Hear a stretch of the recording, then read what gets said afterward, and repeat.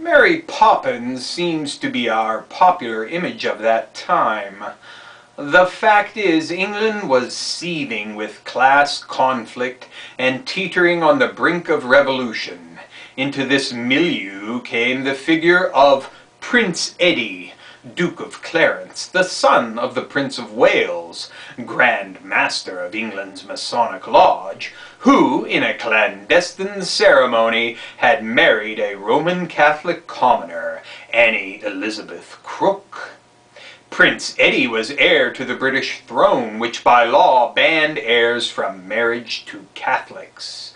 Moreover, since at least the 18th century, as amply displayed during the Gordon riots, the English working class had been programmed to despise Catholicism.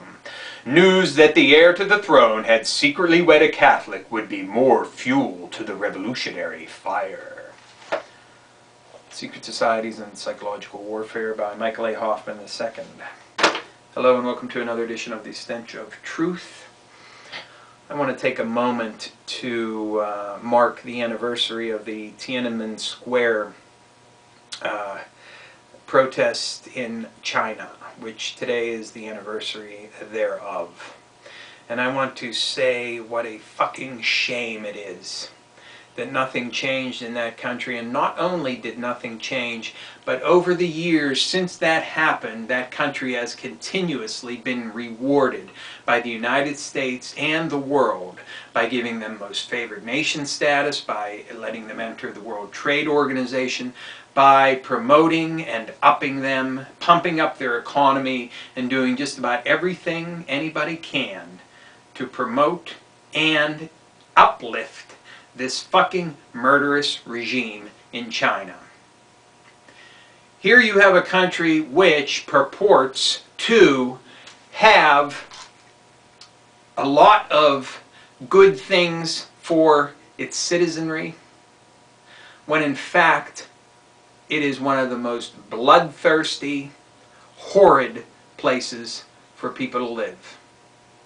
And just because they've relaxed some of the economic restraints that they had in place under full-blown communism, and some few people have been able to amass some wealth in that country, the vast majority of the people are living in poverty and are subject to the whims of local government as well as the national government itself.